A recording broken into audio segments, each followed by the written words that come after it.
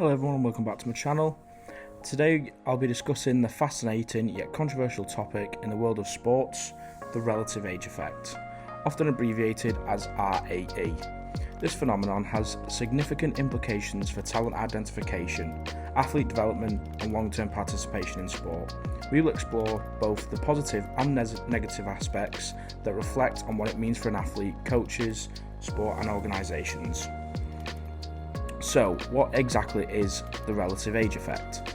The relative age effect refers to the disproportionate representation of athletes born earlier in a selection year, typically in the first quarter, compared to those born later in the same year. This effect is most visible in youth sports systems, where cut-off dates for age groupings are strictly applied.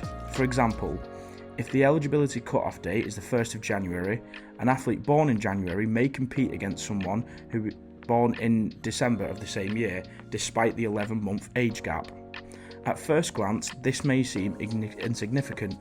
However, in childhood and adolescence, even a few months can represent a major difference in physical maturity, cognitive development, and emotional regulation. This means that relatively older athletes tend to be bigger, faster, stronger, and more confident, which can lead to them being more likely to be identified as talented. This brings us to one of the positives of the relative age effect: efficiency in talent selection. From a coaching organisational perspective, RAE can inadvertently act as a filtering mechanism, streamlining the talent identification process by favouring early developers who show physical prowess and coordination. This can be particularly advantageous in high-performance systems where early success is valued and rewarded. Another potential benefit, somewhat paradoxically, arises for the relatively younger athletes who manage to persist in the system. These individuals, often referred to as RAE survivors, have been found to develop greater resilience, adaptability, and psychological toughness.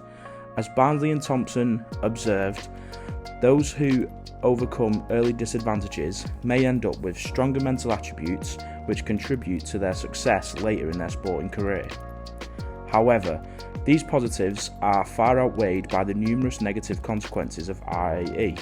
Most notably, it creates a systematic bias that disproportionately benefits early-born athletes while marginalising late-born peers.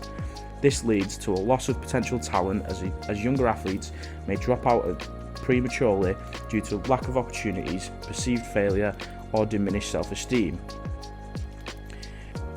Research has consistently shown that RAE can contribute to unequal access to elite pathways, which not only skews the development pipeline but also perpetrates issues of inclusivity and fairness in sport.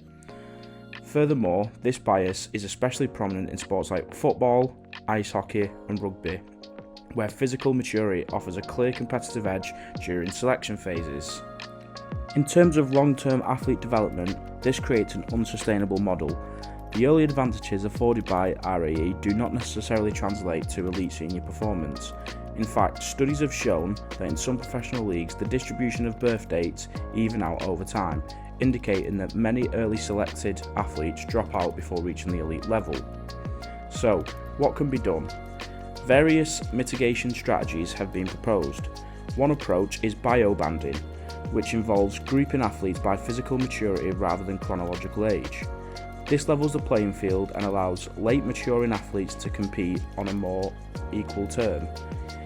Another option is rotating cut-off dates or implementing quarterly quotas, ensuring a more balanced representation across birth months.